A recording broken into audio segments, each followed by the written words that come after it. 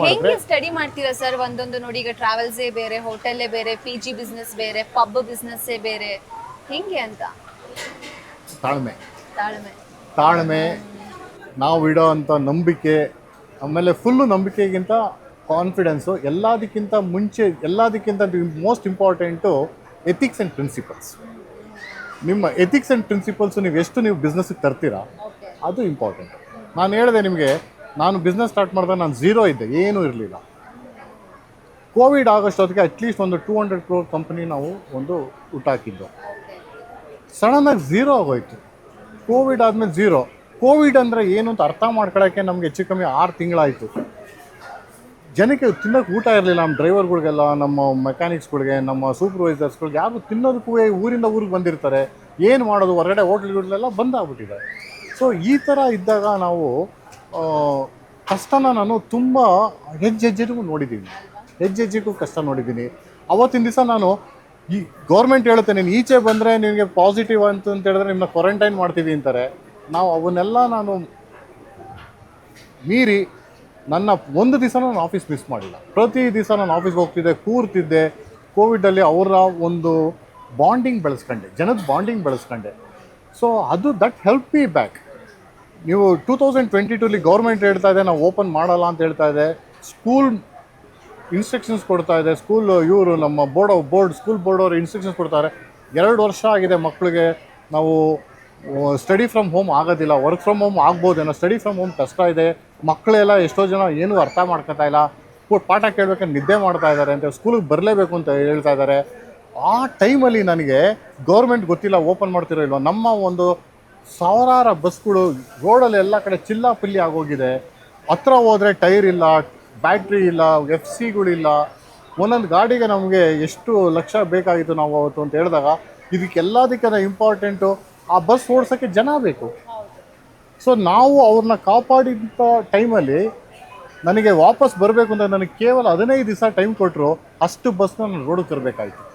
ನಾವು ಇವತ್ತು ಹೆಚ್ಚು ಕಮ್ಮಿ ನಾನೊಂದು 75,000 ಜನ ಸ್ಕೂಲ್ ಮಕ್ಕಳಿಗೆ ಟ್ರಾನ್ಸ್ಪೋರ್ಟೇಷನ್ ಕೊಡ್ತೀನಿ. ಅದ್ರ ಜೊತೆಗೆ ಕಾರ್ಪೊರೇಟ್ಗೆ ಸುಮಾರು ಕಾರ್ಪೊರೇಟಿಗೆ ಒಂದು 35-40 ಕಾರ್ಪೊರೇಟಿಗೆ ನಾವು ಟ್ರಾನ್ಸ್ಪೋರ್ಟೇಷನ್ ಕೊಡ್ತೀವಿ. ಟೂರಿಸ್ಟ್ ಬಿಸ್ನೆಸ್ ಇದ್ದಾವೆ, ಅದ್ರ ಜೊತೆಗೆ ನೈಟ್ ಸರ್ವಿಸ್ ಸ್ವಲ್ಪ ಇದ್ದಾವೆ. ಸೊ ಇಷ್ಟೆಲ್ಲ ನಾನು ಮಾಡಬೇಕಾದ್ರೆ ಅಷ್ಟು ಸುಲಭ ಅಲ್ಲ. Hospitality industry is two tough. ಈಗ ನೋಡಿ, ಫಾರ್ ಎಕ್ಸಾಂಪಲ್, ಈಗ ನೀವು ಈ ಒಂದು ದೊಡ್ಡ ಶುದ್ಧ ತಿಂಡಿಯನ್ನು ಹೋಟೆಲ್ ಸ್ಟಾರ್ಟ್ ಮಾಡಬೇಕು ಅಂತಂದ್ರೆ ಎಷ್ಟು ದಿನದ ಹಿಂದೆ ಒಂದು ಪ್ರಿಪ್ರೇಷನ್ಸ್ ಇತ್ತು? ಯಾವಾಗ ಪ್ಲಾನ್ ಮಾಡಿದ್ರಿ? ಇದು ನಾನು ಇಲ್ಲಿ ಸುಮ್ಮನೆ ಹಿಂಗೆ ವಾಕ್ ಮಾಡ್ತಾ ಇದ್ದಾಗ ಈ ಜಾಗ ನೋಡಿದೆ. 1 ವರ್ಷದಿಂದ ನನಗೆ ಈ ಜಾಗಕ್ಕೆ ಪ್ಲ್ಯಾನ್ ಮಾಡಬೇಕು ಅಂತ ಅಂದ್ಕೊಂಡು ನಾನು ಇದು ಮಾಡ್ಕೊಂಬಂದೆ. ಈ ಪಾಯ ಅಂದರೆ ಫೌಂಡೇಶನ್ ಸ್ಟಾರ್ಟ್ ಮಾಡಿ ಇವತ್ತಿಗೆ ಓಪನಿಂಗಿಗೆ ಹೆಚ್ಚು ಕಮ್ಮಿ 1 ವರ್ಷ ಟೈಮ್ ಬೇಕಾಯಿತು ನನಗೆ ಇದನ್ನು ಕಂಪ್ಲೀಟ್ ಮಾಡೋಕ್ಕೆ. ಆ್ಯಂಡ್ ಆಲ್ಮೋಸ್ಟ್ 45-50 ದಿವಸ ಬೇಕಾಯಿತು ಇದಕ್ಕೆ ಒಂದು ಸ್ಟ್ರೀಮ್ ಲೈನ್ ಮಾಡೋದಕ್ಕೆ, ಒಂದು ಟೀಮ್. ಇದು ನನ್ನ ಟೇಸ್ಟ್ ಸುಮಾರು ಟ್ರಯಲ್ ಮಾಡಿಸ್ದೋ, ಟೇಸ್ಟ್ ಹಿಂಗೇ ಬರಬೇಕು ಅಂತ ಮಾಡೋದು. ಇವಳು ವೆರಿ ಪರ್ಟಿಕ್ಯುಲರ್ ಆಗಿದ್ಲು. ನಾವು ಜನಕ್ಕೆ ಸುಮ್ಮನೆ ಏನೇನೋ ಕೊಡಬಾರ್ದು.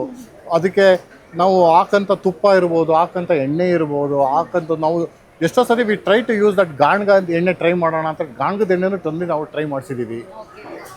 ಎಷ್ಟು ಪ್ಯೂರಿಟಿ ನಾವು ಕೊಡ್ಬೋದು, ಎಷ್ಟು ಕೊಡ್ಬೋದು ಸಾಧ್ಯ ನಾವು ಜನಕ್ಕೆ. ತುಪ್ಪನ ನಾವು ಆದಷ್ಟು ನಂದಿನಿನೇ ಯೂಸ್ ಮಾಡೋಕ್ಕೆ ಟ್ರೈ ಮಾಡ್ತಾ ಇದ್ದೀವಿ. ಯಾಕೆಂತ ಹೇಳಿದ್ರೆ ಒಂದು ನಾನಾ ಥರ ಇರುತ್ತೆ. ಒಂದು ಪ್ಯೂರಿಟಿ ಫ್ರಮ್ ನಂದಿನಿ ಇರ್ಬೋದು, ಅದನ್ನು ನಾವು ಯೂಸ್ ಮಾಡೋಕ್ಕೆ ಟ್ರೈ ಮಾಡ್ತಾ ಇದ್ದೀವಿ. ಆಮೇಲೆ ನಿಮ್ಮಲ್ಲಿ ಸ್ಪೆಷಾಲಿಟಿ ಏನು? ಮೆನ್ಯೂ ನೋಡ್ತಾ ಹೋದಾಗ ಮೆನ್ಯೂಲ್ಲಿ ಏನೇನು ಇರುತ್ತೆ?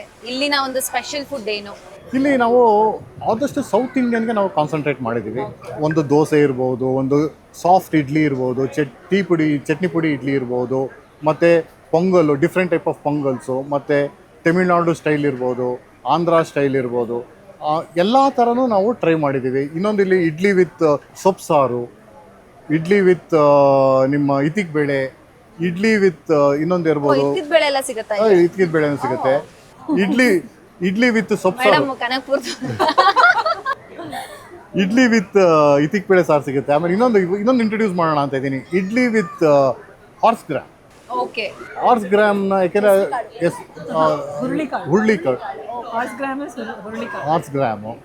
ಸೊ ಎಲ್ಲನೂ ಟ್ರೈ ಮಾಡ್ತಾ ಇದ್ದೀನಿ, ನೋಡೋಣ.